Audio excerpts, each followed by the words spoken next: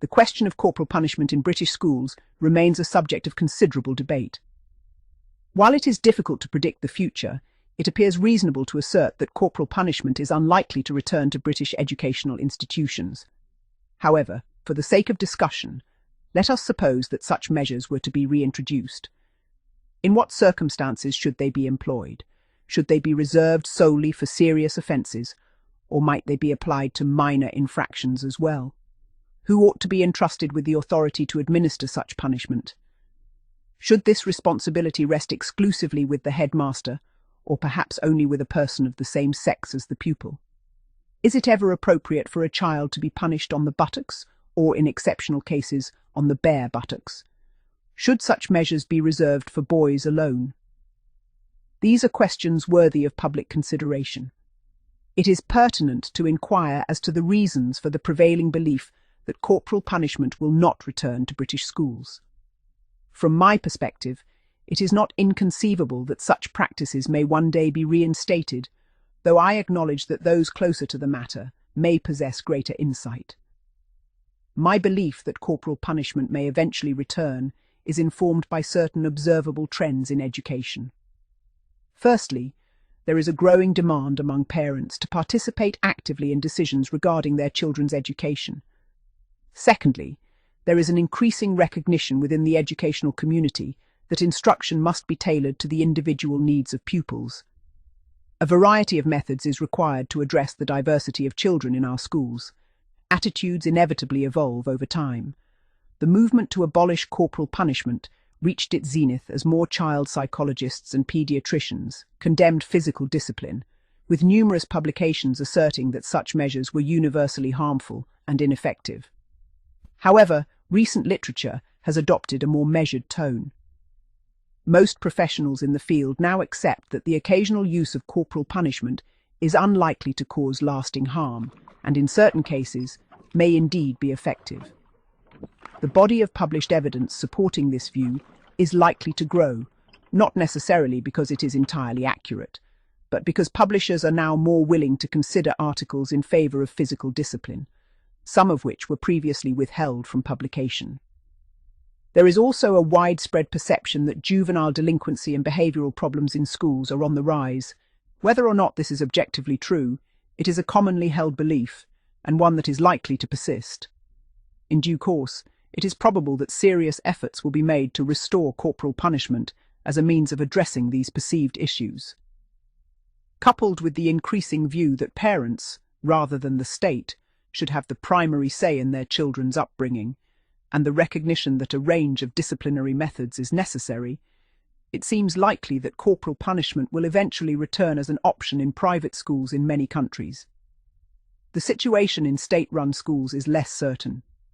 It must be acknowledged that international bodies and courts complicate the matter, as changes in national law are not the sole consideration.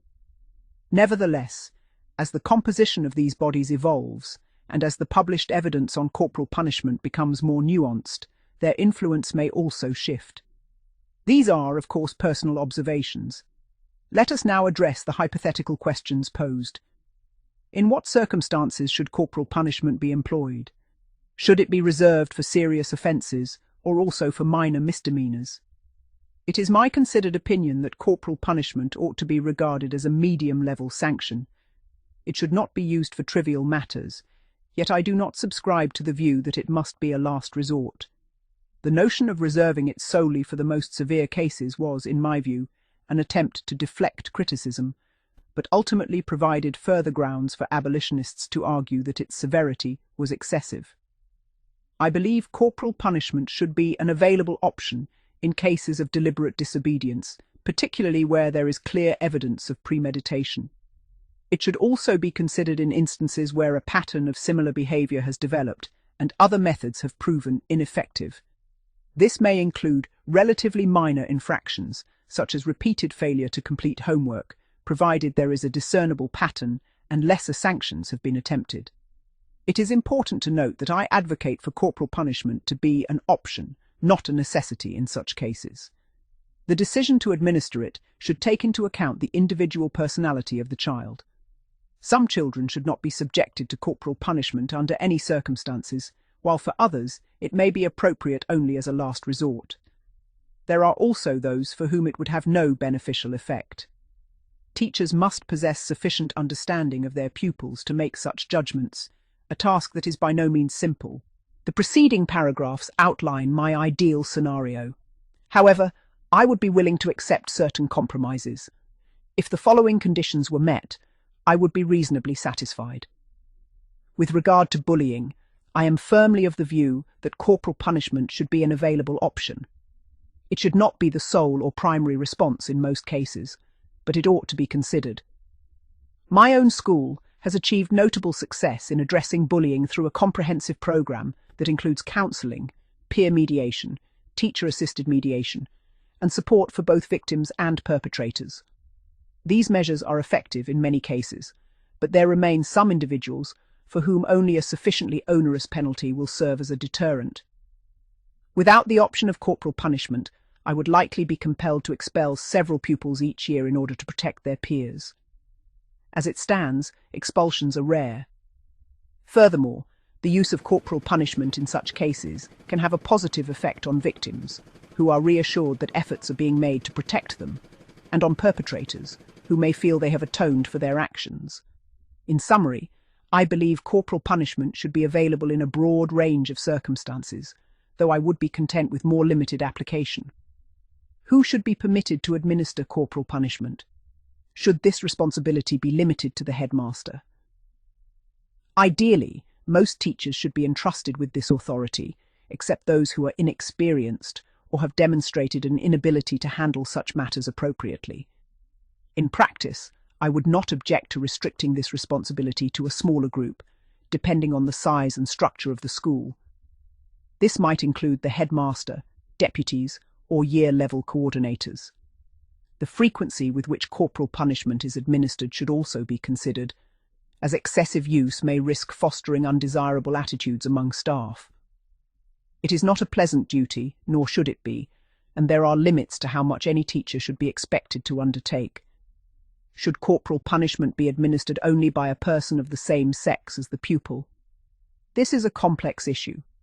Personally, I believe that male teachers ought not to administer corporal punishment to female pupils, though I recognize this is influenced by my own experiences and may not be universally applicable. I have no objection to female teachers disciplining boys.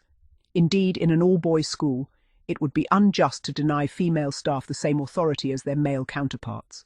Ideally, teachers should be permitted to decide for themselves whether it is appropriate to discipline a pupil of the opposite sex, with the option to delegate if they feel uncomfortable. In reality, however, it may be necessary in co-educational settings to restrict corporal punishment to teachers of the same sex as the pupil, as not all staff can be relied upon to exercise appropriate judgment. In single-sex schools, the situation differs, and it would be inequitable to restrict one group of teachers from administering punishment that another group is permitted to administer. In such cases, either the responsibility should be limited to a small group, or teachers should be trusted to act appropriately. It should be noted that these considerations pertain primarily to secondary school pupils. In primary schools, class teachers should be permitted to discipline any child in their class, regardless of gender. Should a child ever be punished on the buttocks? In my opinion, this is the safest location for the administration of corporal punishment. While I am aware that punishment on the hands carries relatively low risks, it is prudent to minimize potential harm as much as possible. Should corporal punishment ever be administered to the bare buttocks in exceptional circumstances? In the current educational climate, this would be entirely inappropriate due to the considerable risks involved. Should attitudes change significantly, this position might be reconsidered, but substantial change would be required. Should corporal punishment be reserved for boys alone? Certainly not. Girls are capable of committing the same offences as boys and should expect to receive the same penalties. While individual circumstances may result in girls being punished less frequently, such decisions should be based on personality and other relevant factors, not gender. I am grateful for the opportunity to reflect upon these important questions. In contemporary Britain, both proponents and opponents of corporal punishment would likely agree that this discussion is, at present, largely theoretical. It is pertinent to inquire as to the reasons for the prevailing belief that corporal punishment will not return to British schools.